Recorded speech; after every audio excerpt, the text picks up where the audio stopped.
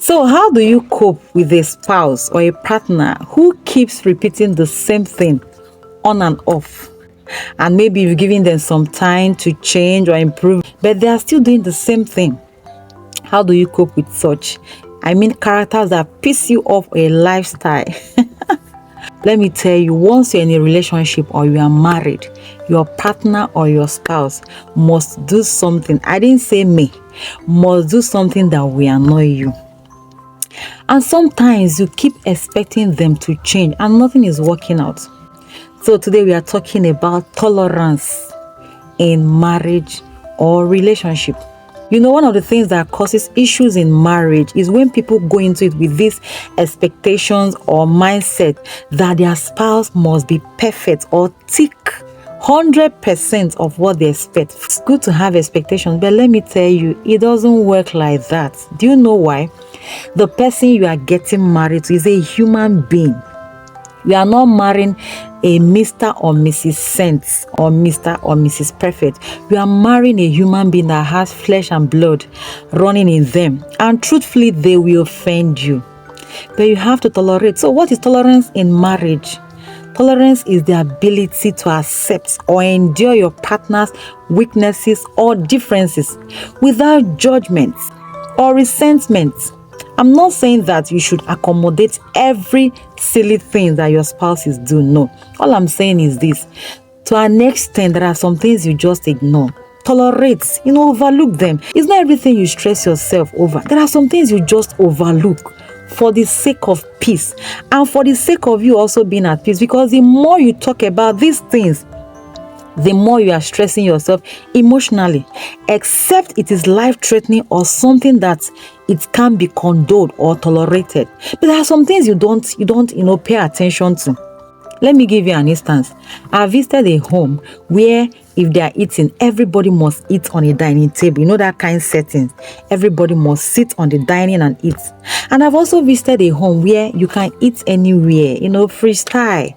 On your bed, on the floor, in your room, anywhere. Just make yourself comfortable and eat. Then you, coming from a home where everybody must eat on a dining table, and you now married a man or a woman who came from a home where eat anywhere and be free. And that is an issue.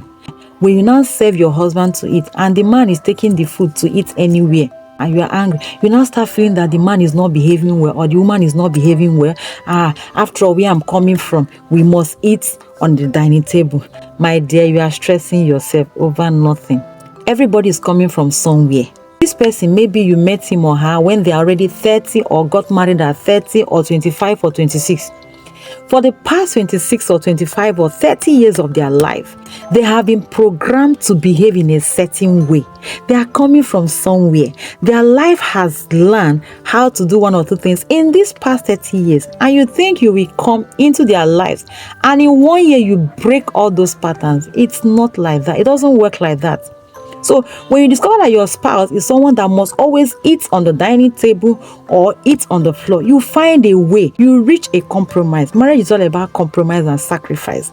50-50. It can be something like, okay, sometimes we eat on the dining table, sometimes we eat on the floor. It doesn't mean anything. As far as it doesn't cause any negativity in your marriage, no problem. Maybe your children, you can now start raising them that they must eat on the dining table. But for your spouse, I don't think it's an issue. Or some that they will tell you, if you are pressing the toothpaste, you must press from the bottom of the toothpaste. And someone is coming from a place where if you want to press, you press from the middle. It now becomes an issue. There are some things that you don't pay attention or stress yourself over it. And if you have been telling your spouse, giving them time to, improve, and they are not improving, free them. Or maybe you are married to someone that is so nice. There are some persons that they are too nice. Maybe the person grew up as a child who saw himself or herself accommodating everything, trying to please everyone. Or maybe in a case whereby your spouse is someone that after eating, they don't remove their plates immediately. They will leave it there for some time, maybe doing one or two things. And to you is an issue. It pisses you off. Fine, I know you are coming from a background where immediately after eating, everybody will pack their plates and go and keep them. But to me, I don't think it's a big issue. Yes, you can correct them and make them see the reason why after eating you should remove your plate. But that doesn't mean that it should not begin to cause a quarrel or dispute among two of you. And with time, you will see your spouse changing. You will see your spouse removing their plates after eating. Or maybe you are married to someone that, when they come back from work, their shoes, their clothes, their bag, they keep it anywhere. There are adults like that, plenty of them. And it's something that irritates you. And you keep talking and there is no improvement. See, let me tell you, these are not big issues at all. People are having big issues in their marriage. You can actually help them to remove those things while we are correcting them. Or maybe you are married to someone that when they sleep, they snore in their sleep and it irritates you. You keep talking. You can actually help your spouse. If that person is snoring, you can tap them. There are things you can do to help your spouse to improve.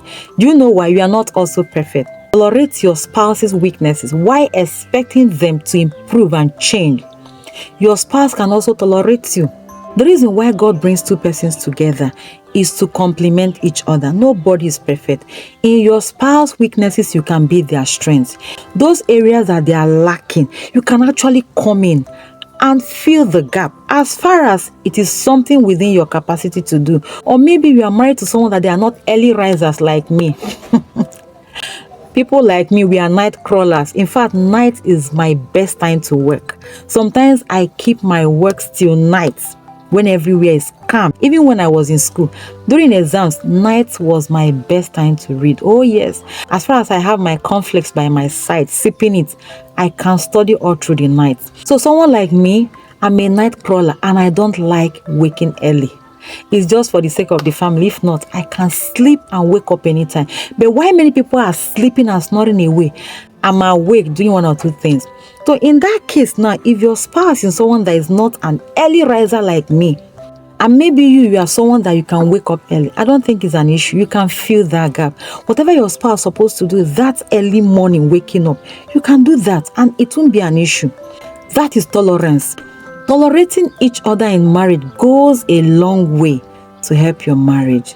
Or maybe your spouse is not someone that is so domesticated. There are people that they don't like doing house chores. It doesn't mean that they are not complete human beings. You can actually help out. You might even call your spouse and say, okay, let's wash today. So while you are washing, your spouse is rinsing.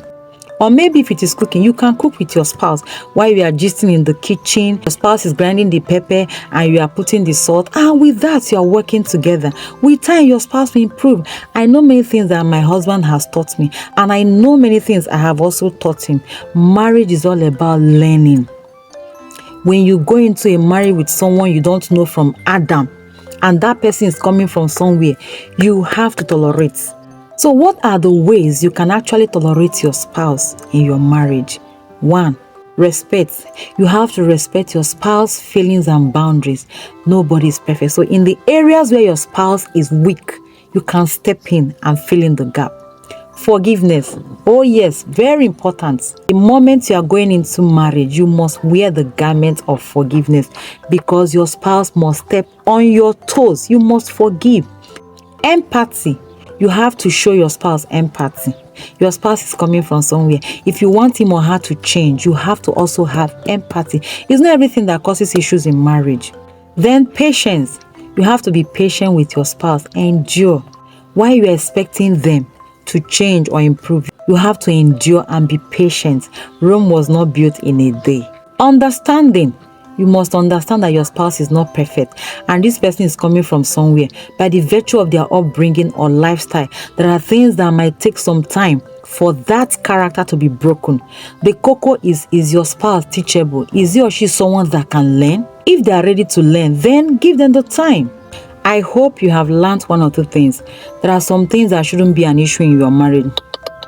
And avoid the kind of advice you take from people, especially social media.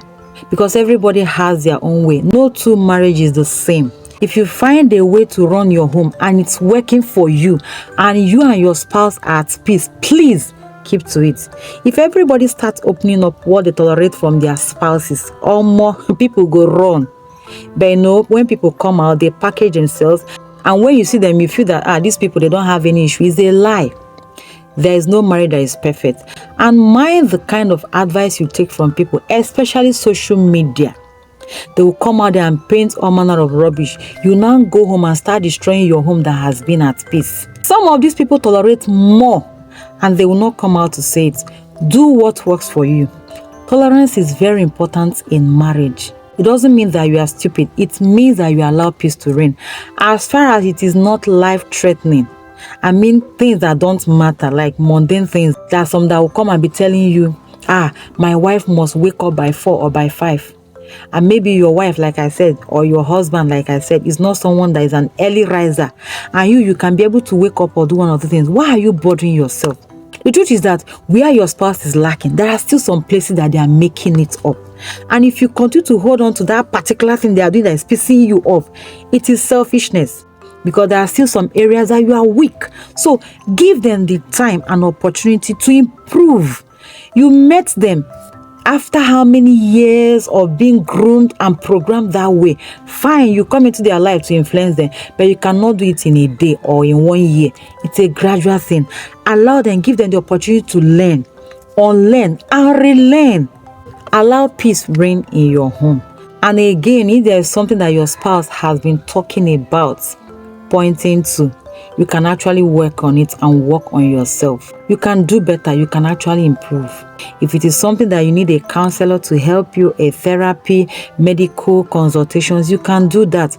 And time to time, communicate with your spouse. Talk with them. Let them know your mind. Air your view politely. Your home is blessed and your marriage has succeeded. Thank you so much for being with me again on Moment with Aya series. I know you have learned 1 or 2 things. Don't forget to like, share, comment, and subscribe. Then hit the notification bell so you don't miss any of our videos. I will see you again. Bye.